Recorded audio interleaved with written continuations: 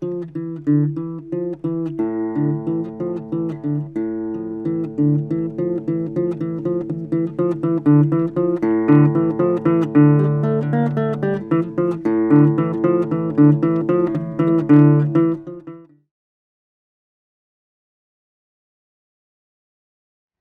to the Gaia Report. I'm Crystal Johnson, a Senior Environmental and Energy Planner and Climate Adaptation Strategist.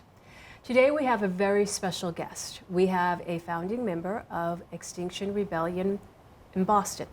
Please join me in welcoming Nick Bain. Welcome to the Gaia Report. Thank you for having me. Yes. As I think I mentioned to you before, I really enjoy on the show that we have a variety of inspirational guests who do different type of impact work. And one thing that I'm really excited about is to have a chance to really share with the audience information about Extinction Rebellion, because they're a group that I truly value and respect their work and their mission. So I'm really honored to have you here. One thing I do want to share is, especially with the audience, is that for the last year there's been so much discussion regarding protests globally that are usually synchronized. And one of them has been with youth-led ones, which I'm very thankful for globally. And another one that also has been occurring is regarding what started off as smaller groups of diverse individuals having peaceful protests. And that group, when you really look behind the scenes, is Extinction Rebellion. So I'm really excited to share with the audience about Extinction Rebellion and to clarify the mission, the principles, their agenda, because I think as people learn more about Extinction Rebellion, they'll be very inspired and will be interested in learning more, participating, and understanding what you're focused on will resonate with many people. So again, I'm really happy that you're here. Yeah, I'm happy to be here. Thank you so much for having me. Yes, so before we get into some of the principles and their mission, their values, can you tell me about where is Extinction Rebellion, from? Where is it in Boston, United States, globally? What is that story? Yeah, so Extinction Rebellion started last October. They had their first big action in London. Okay. And they had people coming in from all across the UK. And they blocked some bridges for a full day, and there were over 100 arrests on the first action they had.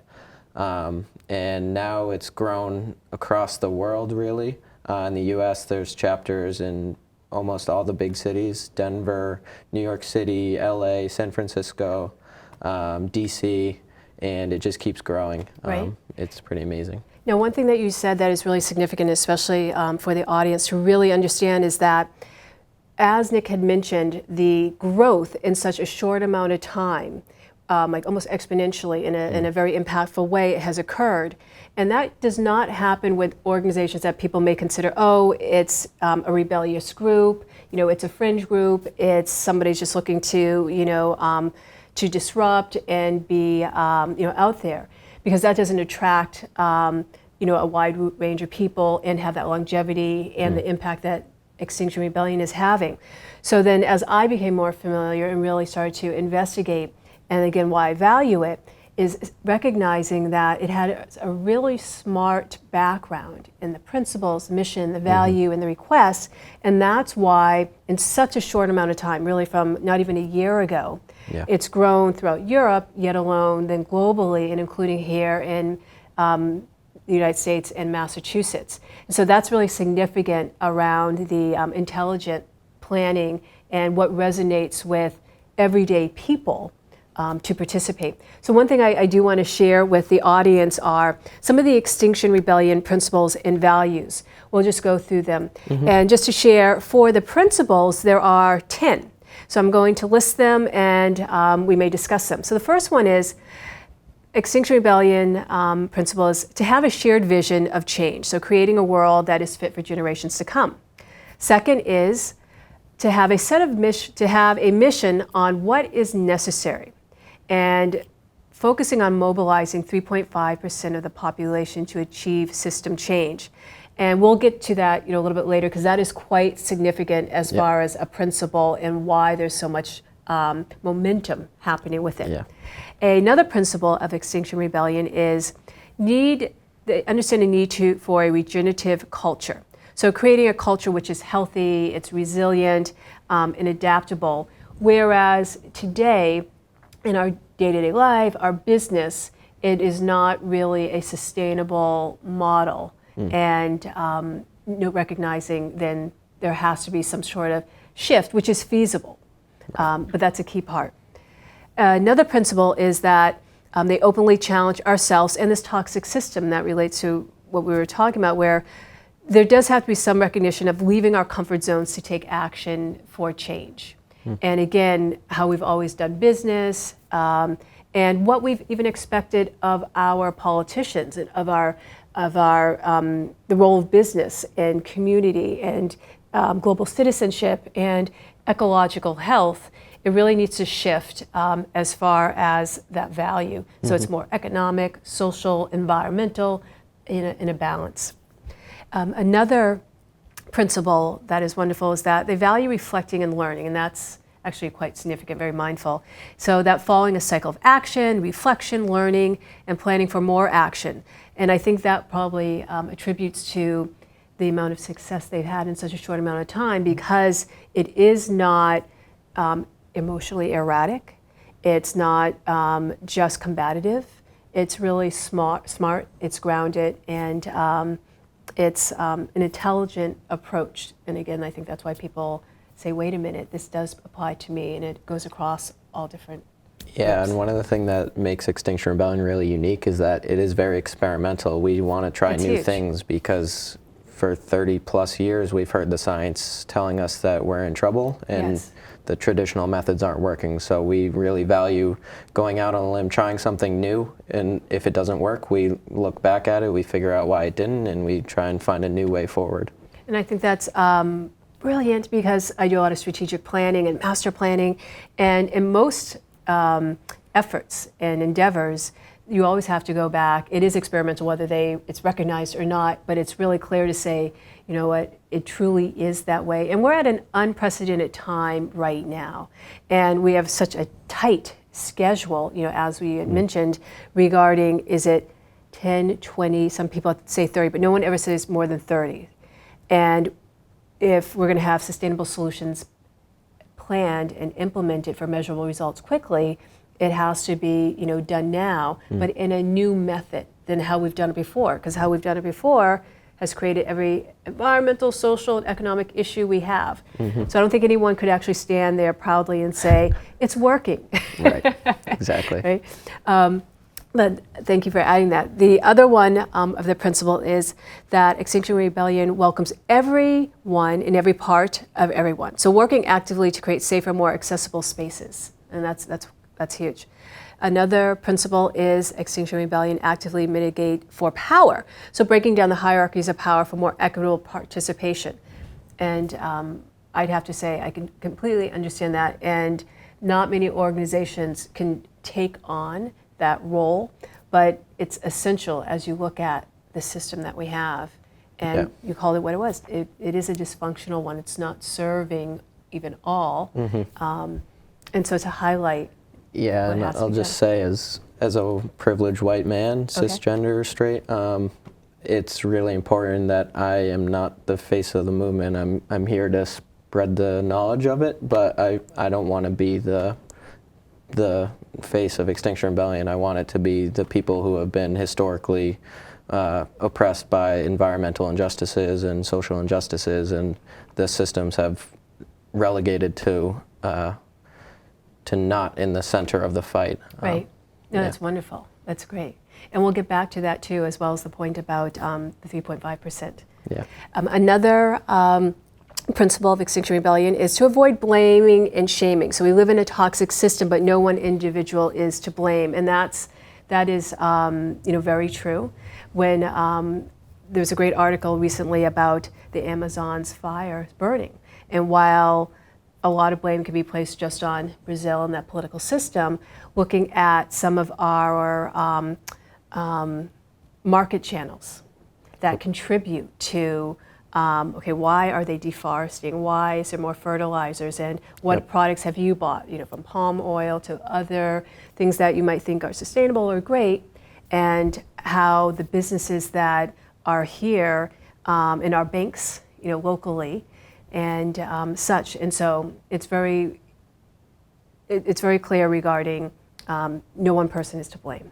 It's a little it's a little convoluted, but it's can be addressed. Yeah. Has to be. Yeah. Also, a principle is they are a nonviolent network, and that's essential. So using nonviolent strategy and tactics as the most effective way to bring about change, and we'll talk about that also. Mm-hmm. And the last principle is Extinction Rebellion. They are based on autonomy and decentralization. So they collectively create the structures they need to challenge power, but anyone who follows those core principles and values can take action in the name of Extinction Rebellion, and that's really empowering also. Yeah. So that's wonderful. As we talk, I do want to highlight first the vision, and I'll read it clearly for the audience. It's a world where we build thriving connections within our society and environment, bringing hope and enabling us to decide the direction of our lives and futures. An inclusive world where we work consciously to ensure fair processes of collective decision-making, where creativity is prioritized and where our diversity of gifts are recognized, celebrated, and flourished. And the mission is really to sustain a spirit of creative rebellion, which will enable much needed changes in our political, economic, and social landscape. And Extinction Rebellion is really mobilizing, training organizers to skillfully open up that space and works to transform society that way. One thing that I do want to get to is that I had, understanding that the Extinction Rebellion in Europe has, I think, three main agenda or requests, three demands. Yeah. And in the United States, it's a little bit different. Yeah, so in the U.S. we did adopt the first three of the U.K., but we decided that due to our history with slavery, the treatment of indigenous folks here, and overall injustices, that we needed to add a fourth demand focused on environmental justice and climate justice. Oh, that's great. And just transition. Let's talk about those. I do want to read for the audience those four, because I want to make sure we get it precise. So the demands that represent Extinction Rebellion in the U.S., and they're still in the process of development. So the first of the four is that the government must tell the truth about the climate and the wider ecological emergency. It really must reverse all policies not in alignment with that position, and must work alongside the media to communicate the urgency for change, including what individuals, communities, and businesses must do. And that's really significant, because there is not a discussion, and if it's minimized, even if it's approached at all. Yeah, you can watch the coverage of what happened in the Bahamas, and they were absolutely ravaged, and it's horrible. And the news stations won't even mention the words climate change, and it's disappointing. It is, and it takes people down a path of avoidance and denial. And I can understand why they may like that, but it's not really effective, and this is no time to put our heads in the sand. The second demand is that the government must enact legally binding policies, and this is significant, to reduce carbon emissions to net zero by 2025, and take further action to remove the excess of atmospheric greenhouse gases. It must cooperate internationally so that the global economy runs on no more than a half a planet's worth of resources per year. So that is quite significant, as well as this one, which relates, is that Extinction Rebellion recognizes history and does not trust the government to make the bold, swift, and long-term changes necessary to achieve these changes, and that Extinction Rebellion does not intend to hand further power over or back to the politicians.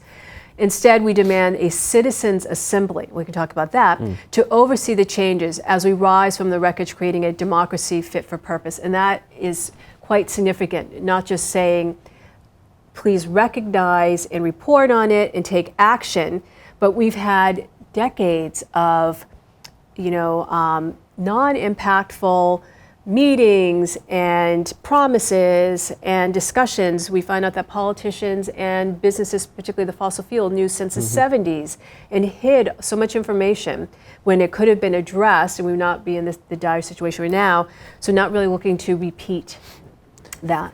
Yeah, and the Paris Agreement was seen as this like big achievement, and it had no binding agreement in it. So no binding. That's the odd thing. They talk a good game, and Yes. then no one is taking the steps to actually change. And I don't know if the public truly recognized the non-binding agreement that it was. So while it might have had passion and intent, that's wonderful. But if it's not binding, it really is not. It's not too relevant.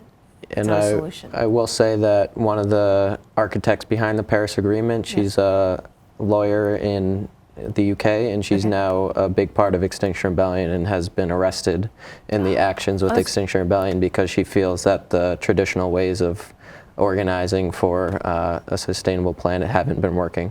Right. So she's taken the next step to join civil disobedience. And one thing that when I was familiarizing myself more with Extinction Rebellion, one thing that I did value was that their talk about, you have traditional NGOs, and they weren't needed, but I know I've been rather disappointed in some of the traditional entities and who are like environmental advocacy groups who have not been as forward or demanding of what needs to be done with climate change. So we're at this point, and I had heard from a friend of mine who's with Extinction Rebellion in Boston, and he had shared that he really thought, people and groups were organizing and tracking and leading and monitoring and holding accountable, and then you're like, wait, what? And so it's nice that there's a different model coming forward in the root of it. Before we delve into that, the last demand is really unique. And as you hinted, it focuses on social, environmental injustices targeted historically to people of color, and that this demand looks to not ignore that. And that part of moving forward effectively includes acknowledging and having a solution and balancing. Yep. So this one is specifically, Extinction Rebellion demands a just transition that prioritizes the most vulnerable people and indigenous sovereignty, establishes reparations and remediation led by and for Black people, indigenous people, people of color, and poor communities for years of environmental injustice, establishes legal rights for ecosystems to thrive and regenerate in perpetuity, and repairs the effects of ongoing ecocide to prevent extinction of human and all species in order to maintain a livable, just planet for all. And I've never seen something so succinctly expressed that covers all interrelated aspects. So well done, Extinction Rebellion. Yeah, really well written by the folks who did that. I do want to talk just about the environmental injustice and why that's relevant, but also then want to lead then into the Extinction Rebellion's tie with their focus with the Harvard government, Harvard School of Government, the Kennedy schools, with their work and understanding and research regarding how a small minority can change the world, and that this is the basis behind the Extinction Rebellion and why in such a short amount of time, less than a year, it's been growing. So before we get to that, one thing I do want to share is that I was really happy for that fourth element. I'm very familiar, and I'm not sure if the audience is with environmental, justice that while it was recognized more from the 70s, now on up with that term officially, that communities of color, specifically African American, urban or rural, as well as just low income, have always been targeted by businesses and even by the local governments for dumping and contamination. And that I do want to commend the unsung heroes of the African American mothers, particularly in the 70s, who stood up and coordinated and said, this is not going to happen in my neighborhood, not in my backyard. The NIMBYism, where they said it's not, and they stood up when they didn't have financial resources, which usually leads to this type of injustice. And now it's a value term. It has shifted so many things, and it's equally valued as the conservation movement of the Sierra Clubs and other outdoor activities in that 60s, 70s time frame. And so to really recognize that aspect, yet alone all the other elements of social injustice tied to our history, it's needed to address, to go forward in balance. So I appreciate that. Now, can you share with us anything you'd like to add about the Harvard understanding and the study and how Extinction Rebellion has leveraged that knowledge? Yeah, so a professor at Harvard, Erica Chenoweth, she's done some studies on nonviolent rebellions and also just general popular rebellions across the world. And for the past, I think she went back 100 or more years. And what she found was that a nonviolent rebellion that engages 3.5% of the population is always successful in achieving their goals for social change. So if you look at the civil rights movement, if you look at Gandhi, if you look at the suffragettes, not that they were always nonviolent, but they did what they did. Yeah, exactly. But yeah, so her study found that if we can get 3.5% of the people in the streets, and the rest of the population, at least 50%, are either in favor or at least passive about it, then we can make the change we want now. Now, can you repeat her name again? Erica Chenoweth. Now, I looked her up, and she did. She really looked at, I want to say like 323, but it was an extensive research and understanding, comparing nonviolent as well as violent protests, and found in their measure of success, particularly within a certain time frame of how it was looked at, to say which one was the most effective and what were those significant like markers. And it was that it's a small group that can change the whole, and that was something then that was a focus for, I guess, Extinction Rebellion to say, we can do this. Yeah, that was kind of like the foundational, one of the blocks that Extinction Rebellion was built on in the UK. They saw this research and they targeted that as what we need to do to affect this change to save the planet, and, well, not save the planet, save humanity. Yeah. Now, one thing that is tied up in that is that, okay, not just 3.5%, but it's just saying that the value of a nonviolent protest and how that, influences, change. But also, I think, and correct me if I'm wrong, on the website with Extinction Rebellion, there could be, escalating protests in more, but waiting for results of like how everything's being received. Any insight into like, is it always going to be nonviolent? It's always just a protest, and sticking with that value and asking for people to join. So when someone joins, what are you asking for their participation? What do they need to know versus thinking, do they have to stand on a bridge, outside of a building? What could you share with the audience? So as long as you are in agreement with the principles and values of Extinction Rebellion, you are welcome to join us. Okay. We don't expect everyone to get arrested, although we do want to encourage people of privilege like myself, people who have historically been, I can't even think, who historically have been privileged enough to not face environmental injustices and social injustices, to be willing to put yourself on the line and do nonviolent direct action and civil disobedience.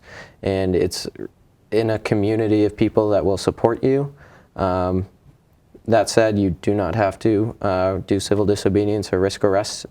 There's a lot of roles that people can fill. Oh, that's wonderful. You can support those getting arrested, you can cook food, you can help just raise awareness. Well, one thing just to clarify is that for your protests, they are peaceful. You're asking people to convene in public spaces, and the arrest comes from when the authorities have been called, and a peaceful protest, as powerful it is seems like people in power who want to remain there and keep things status, that's their worst fear. And so they do try to disband that. So while the Extinction Rebellion is not creating a ruckus or vandalizing or doing anything harsh, they're taking a peaceful protest, again, as has been done historically, as you said, in different social movements. It's just that the authorities have been called and requested that you be removed, and in that process there is an arrest. But again, you're just protesting. Are you walking? Are you standing? Are you sitting? Can you share what your experience has been? Yes. We have a large diversity of how people choose to participate. We encourage you to express your full range of emotions around the climate crisis. Right. Some people choose to grieve. We have a lot of Buddhists and meditators. Oh, nice. So sometimes they will meditate during an action. We have music usually, we have dancing, we have singing. Oh, that's wonderful. We really try to create an environment where everyone has a place where they feel comfortable and can participate at whatever level they feel comfortable. That's great. Now, I know two members, I won't mention their names, and they come from very different worlds. Yet I was surprised when they both mentioned that they are passionate, yet grounded and clear in the support of Extinction Rebellion, and that full spectrum of who it's attracting, because the principles are clear, they're relevant, they're not extreme, and it's really rooted in social environmental impact for what's needed now. And one of the contacts had just said, really just shocked that we're at this point now, and that he would love to just go to his regular 9-to-5 job, live his life, be happy, and it is an inconvenience, but it doesn't have to be. There are solutions, but they're just not being addressed. We have a short window because the longer we wait, the worse the impacts are and the bigger the problem to undo. And it just drove him to say, I need to take action. And there are different choices out there, but this was a smart choice for the people I knew who were everyday citizens who didn't see themselves as activists, as you had mentioned. So for the audience, can you tell me, who are you? Because as a sample Extinction Rebellion, you don't look like an extremist. And that, I think, is what is appealing for people to join, because it's just people raising their hand saying, I'm really concerned and other things aren't working, and I resonate with this. Yeah. So Nick, please share with us how you got involved. Yeah, so I'm 25 years old. I was born and raised in Chelmsford, Massachusetts. Okay. I graduated from Boston College in 2017. Nice. And I would not consider myself an activist. Right. That's a key point. Yeah, and I don't think many people involved in the entire movement globally are activists. We are all just concerned citizens. We are seeing the science. Scientists are telling us it's time to panic, it's time to do something. Our governments are failing us.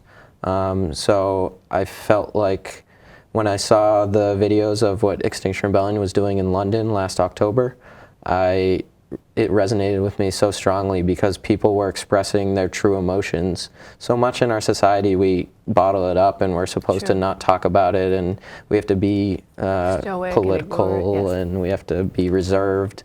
But this action, people were angry, people were sad, people were scared, people were emotional about what's happening because it's scary. So I immediately went on their website. I signed up to get it started here. Our first meeting had 5 people, and we've grown from there. Oh, that's excellent. Now, one thing that I want to share with the audience is that while we've talked about, there's a climate crisis, and most of the audience may not be really sure what that means. So while it does look at, what's happening with our food security and the weather, as well as the associated pathogens and viruses that can thrive in such atmospheres. And so you have the health, the food, the economic. People never realize the word economy is rooted in the word eco. So if we have a dead ocean and we don't have healthy soils and we can't grow, I'm not sure how people think that business as we know, especially in a capitalistic world, will thrive. And so it's really interrelated. But what are some of the key environmental issues that you and or Extinction Rebellion is focused on, as far as, it may be different for other people, but what for you are the environmental issues that are a concern? It's really hard for me to kind of parse out any one, and that's something about Extinction Rebellion is we're not looking at one issue specifically, we're trying to target the whole system. That's great. But I mean, we look at the ice caps melting, they're melting at a rate scientists didn't predict until 2070 at the earliest. We see the Amazon fire burning, and now they're saying there's a risk of Amazon rainforest dieback, which creates this tipping point and this feedback loop where if the rainforest dies to a certain point, then it starts to become a carbon emitter instead of a carbon sink. And with the ice caps melting, if the ice is white, it reflects the sun, it reflects heat, but once it melts, the black ocean then begins to absorb the heat, it begins to melt more ice. So there's all these different things that keep playing on each other. And for a long time, they saw climate change as kind of this linear thing, but it's going to be exponential changes, and it's going to devastate our food systems and everything. And most people really don't recognize that. And you, again, said something really significant for those two related, but different areas geographically, that for the Amazon. So for people recognizing, it's the lungs of the earth.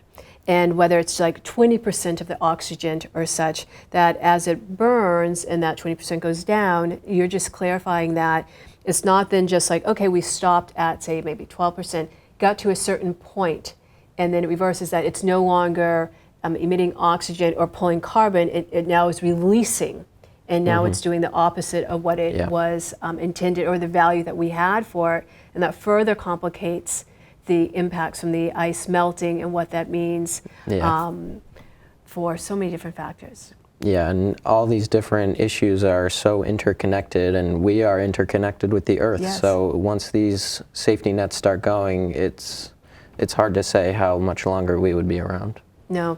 My son Aspen did a discussion just before here, and it's scientifically recognized that it will be uninhabitable, whether that really starts in 10, 20, or 30 years. No one's talking past a certain point, and it definitely is there. But what can we plan, now at an advanced rate to help, restore or to adapt? But there does need to be something that is done further. So I want to thank you for being here and sharing information. Before we leave, what is a message or any information you'd like to share with the audience regarding Extinction Rebellion in Boston? Like, where can they find information about Extinction Rebellion in the United States, yet alone New England, Massachusetts, Boston? Yeah, so we have a website that you can find us on, xrmass.org, xrmass.org. I will have that at the end of the Gaia report, and so you can capture that. And we also have an email you can reach out to. It's bostonxr@protonmail.com. Can you repeat that one more time? bostonxr@protonmail.com. And I'm sure they can just type in Extinction Rebellion Boston, and from there... On social media, we're on Facebook, Twitter, Instagram. Okay, that's wonderful. Yeah.